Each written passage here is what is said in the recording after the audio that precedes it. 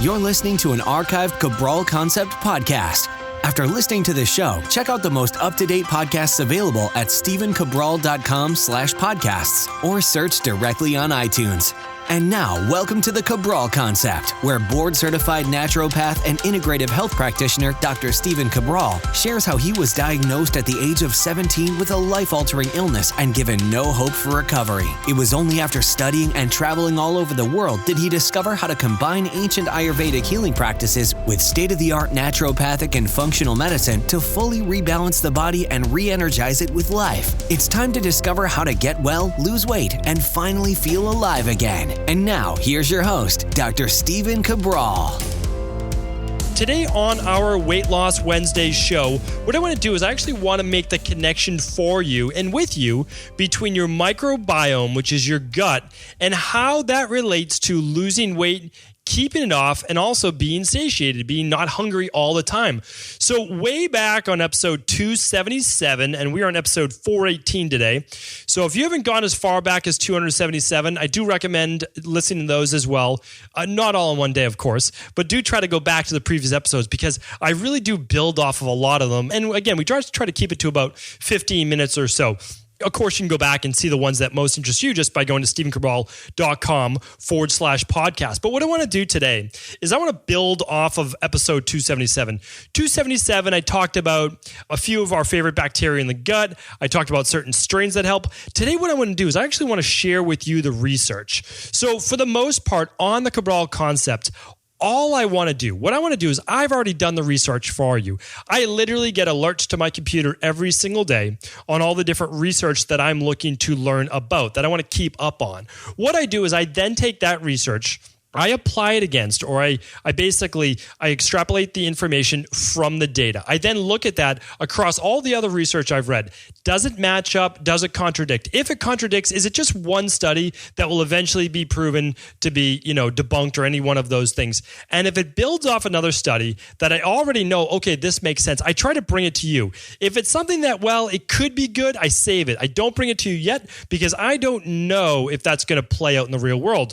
A lot of this is just in a scientific research lab. What I want is real world application. So the studies that I'm going to bring you right now, actual real world application, people losing 3 to 4% body fat. Remember, that's a more impressive number to look at because that's just not overall weight, by using certain strains of good bacteria in their microbiome to rebalance it. So remember, if you go back to way back on that show, episode 277, there are two main forms of bacteria that we look at to look at overall weight balance in what we call healthy weight individuals. Let's just call this healthy weight. Has nothing to do with vanity. It has more to do with healthy BMI. And of course, we can't take BMI as the end all be all. We all know that. We do. We understand that. If you have a lower body fat percentage, if you're a guy and your body fat's between 14 and 18%, but your BMI is higher, you're still okay as long as your waist hip ratio is good, of course. And if you're a woman and your body fat is between 18 and 22 for a woman, no matter what age really, and again, good waist hip ratio, it's different for men and women. What you can do then is you can say, okay, my BMI is higher, but my body fat percentage is good. I want to tell you though, that's still rare. Most people should have a BMI between 19 and 24.9. If you don't know your BMI, all you need to know is your height and your weight. That's it. Then go to Dr. Google, type in BMI calculator, and then what you'll do is you'll be able to calculate it right there. We'll try to link up a BMI calculator on the show notes page. So again, just go to stephencabral.com/418 for today's show, and I will make sure that we get a link in there for all of our show notes because we're going to be talking about a lot today, as well as that BMI calculator for you. Okay, so that's in my notes now. Let's move on. Just a refresher. The two family of bacteria, and they're kind of like the yin and the yang. It's Bacteroidetes and Firmicutes. So the Bacteroidetes, what that is we want to think of that as the fewer of those that you have, the more likely you are to gain body fat or put on body weight.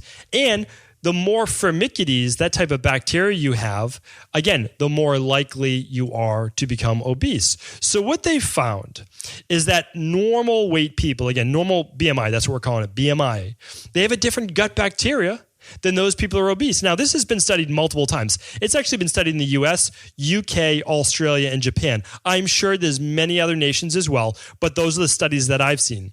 The Bacteroidetes, as well as the Firmicutes, when those are off, when there's an imbalance. Remember, I've talked about this many times.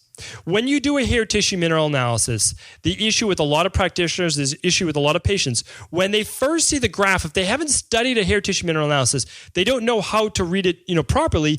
They'll look at it and say, whoa, I've been taking in way too much calcium. Whoa, I'm not taking enough magnesium. My sodium's high, my potassium's high. I need to cut back on eating bananas. No, that's not the case at all.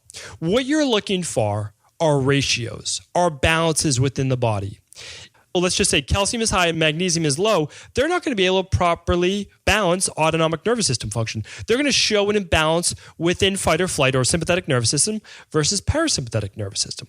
Again, it's all about balance. Too much zinc, too little copper. You take zinc but no copper at all in a multi or anything like that, it could drive down your copper levels. That will affect thyroid. It will affect fatigue, mood, all of those things. But otherwise, you take in too much copper, you get a copper-based toxicity from all sorts of the different things, exposures in life, and you're not taking enough of zinc, which is sometimes more common, you're going to lose all of the good benefits of zinc. You might start to go low on alkaline phosphatase on your blood work.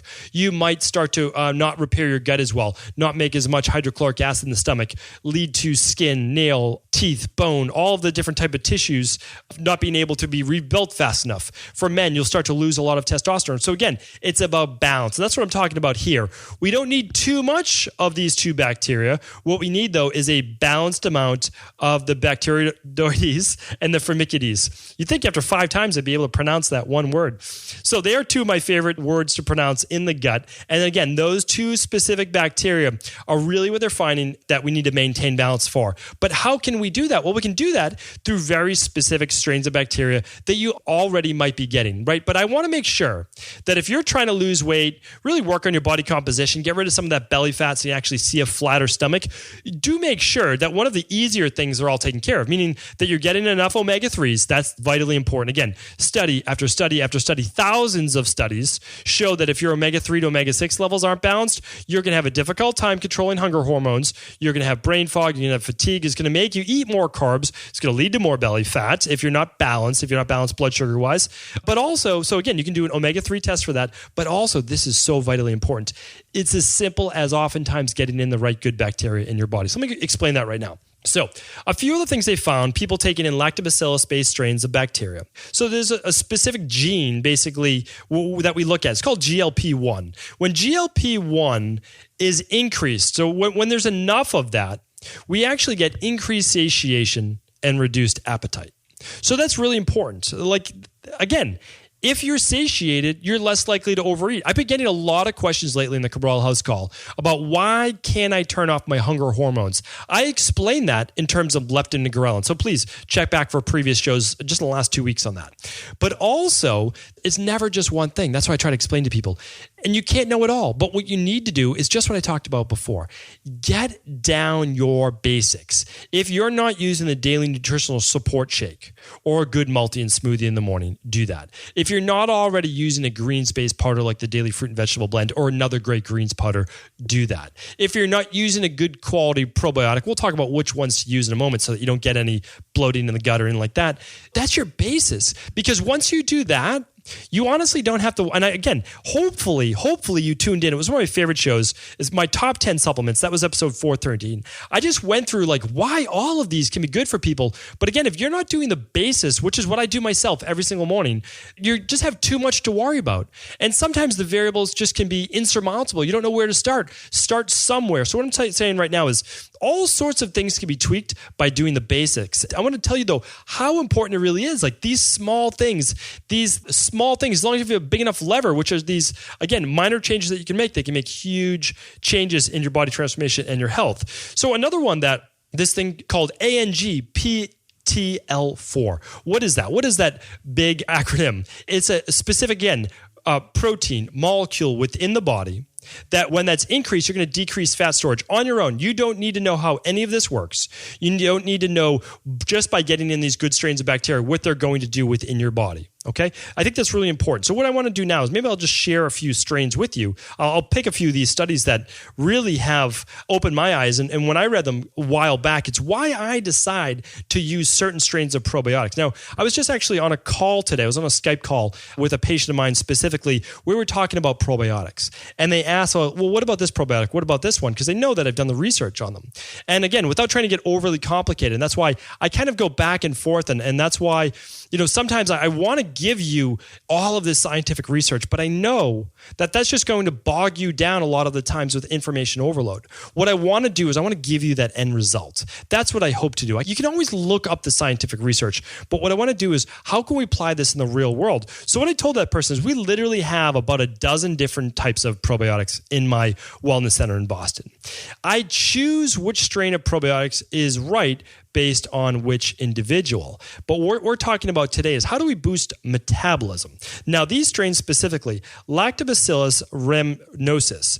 Lactobacillus rhamnosus, what that is this specific strain of lactobacilli was shown to help people lose weight, but then also maintain that weight loss. And how vitally important is that? When you're looking at losing weight, that's one thing. Most people can find some type of short-term tweak to lose weight. But what about keeping it off? That's what I want to know. I want to work with people for 12 weeks, 12 to 16 weeks, 3 to 4 months.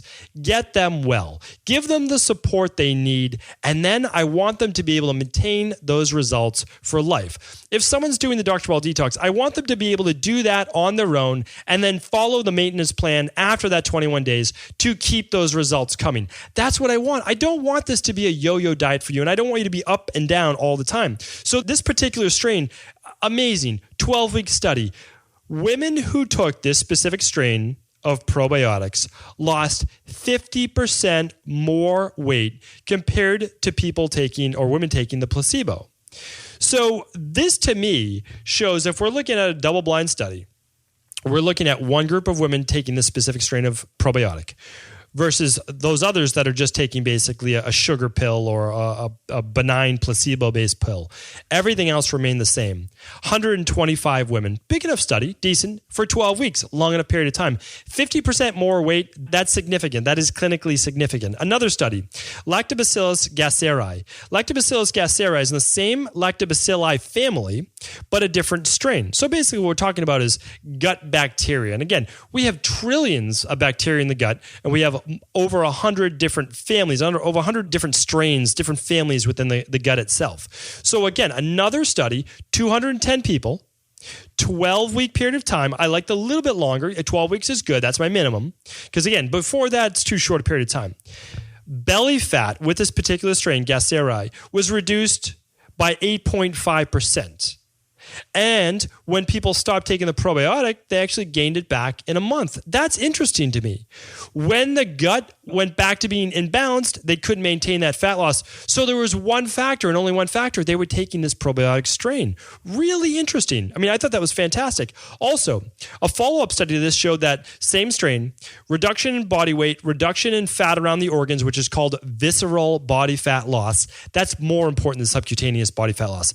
So subcutaneous body fat loss is like if you hunch forward and you get a little roll over your pants, what that is, that's subcutaneous. That's soft fat. The hard fat around the organs, visceral fat, much harder to lose, but much more important. Again, not as great maybe for body transformation, but more important for disease-based issues, cancer, and also living longer. So important. Okay, this particular strain also reduced waist size, hip circumference, and BMI. Excellent, excellent, excellent. So again, another great study. All right, one more. This was actually written up in Time Magazine. So again, for those who read Time Magazine, I don't, but if you do, this was quoted by the Journal of Obesity. Of course, Time Magazine didn't do the study, but they're quoting the Journal of Obesity, later followed up by a similar study in the UK. So we have multiple studies all showing the same thing. One, Lactobacillus acidophilus, as well as Bifidobacterium longus were used. And this was one of my favorite. I'll tell you why this was one of my favorite studies right now. So this study was actually done with men. A lot of studies are done with women, especially when we're talking about weight loss and all of those things. But this was done with men. And I thought this was great because they didn't change the diet of guys because they know how hard it is for guys to comply with, weight loss plans and changing the nutrition and doing all these different things. And I'm half kidding and half not because I see a lot of guys, obviously, in my practice, and I'm a guy myself. So basically, the men in this study ate a lot. We'll just put it this way. But when they used these two particular strains, Lactobacillus acidophilus and Bifidobacteria longum, so it's LONGUM. So when you're looking at these two strains, these specific ones, the men who consumed these two probiotic strains versus those that took the placebo, again, didn't change their diet, ate a lot of food, the ones who took the probiotics lowered their body mass and fat accumulation than those who didn't. And a side benefit was, not even looking for it, which is what I care about in my practice, they improved blood pressure and also there was a boost in mood. Really impressive because, again, they didn't change anything. They were probably on a super high inflammatory diet. They just did this one thing, added these two probiotic strains, and they got the benefits. So all I wanted to do today was bring you that this is real science. This is why, although I love all of my traditional naturopathy and I use it every single day, and I actually think that it's just as important, totally equal to state-of-the-art medicine that I use with orthomolecular medicine and functional medicine. But I love the research. I'm a big research nerd basically at heart. I love reading the studies because the studies, now they can be cherry-picked, don't get me wrong. They can be tweaked and different people can use them for marketing, whatever they want. But when you look at it and you see it over and over, these studies showing these results, and then I get to use this in clinical practice and I see the results, I can bring it to you and can say, this really works. Because again, there's so much that you could be doing. But what if you just did a multi? What if you did something like the activated multivitamin or the daily nutritional support powder? And then what if you did a probiotic? Again, we use, for overall daily use, we use the daily probiotic support. It is meant for three things. My practice is getting people well. Okay. And a lot of that, if not the majority of it, has to do with getting the gut well. I also work with people who want to get in good shape, lose weight. Nothing wrong with that. Want to decrease body fat and especially belly fat. And another part of that is people want to live longer, but they also want to live a good quality of life. That's what I do in my practice. That's what I center around. I built a probiotic. And again, you can use anyone's probiotic, but I just want to explain. The daily probiotic support that I created, it's 2 capsules a day. You can just take them right when you wake up in the morning. It's 50 billion CFU. That is a massive dose. That's a very high dose. But think about it. You're taking 50 billion, which is one of the highest doses that you can get for probiotics on the market. But you have a trillion plus, well, it's 100 trillion bacteria in your gut. So again, we're helping out, but we're not changing that gut bacteria fully. So don't think that there's any harm to it, anything like that. And the strains that I chose for this are also low histamine because I work with so many allergy, asthma, inflammatory, sensitive gut-based people. It's also non-dairy, so FODMAP people can use it as well, and all the people that I work with in my practice. So this is what I use. Is it the only one? No, but this is the one that matches up with the research of what I just spoke about. Could you use something like the Clean Gut Probiotic to get rid of some of the yeast and candida? Yes. Could you use just Lactobacillus acidophilus when you're on one of my SIBO-based plans or candida-based plans? Yes. But what I'm talking about is for overall general health, general weight loss. What do I do on a daily basis? Because I get this question at least 3 to 4 times a week. This is what I do. I wake up every morning and with my greens and my shake, I just take this daily probiotic support. It's simple. It covers my basis. I just think of my morning routine as kind of my safety net. No matter what I do for the rest of the day, I use the Dr. Cabral protocol, and that's my daily protocol, and that gets me set up for the day. It's simple. Remember, you're busy, I'm busy. We don't want a lot to think about, so we just do it, and we try to exercise. We try to make all of those good decisions. But what I want to do is I want you to take the information that I provided with you today, and if you're taking a probiotic and it's working for you, check against a few of the strains that I just mentioned, or just go to stephencabral.com/store, look at the strains I use in my daily probiotic support, see if they match up with what you're using right now. Maybe they do, maybe they not. All I want to do is provide you with that information, give you the easiest way to actually get it if you choose to, or if not, at least have that information so that you can make the best choice for what you feel is right for you and your family. So hopefully this helped today. I love being able to bring you this research, but also trying my best, sometimes struggling a little bit, to also make it applicable in the real world.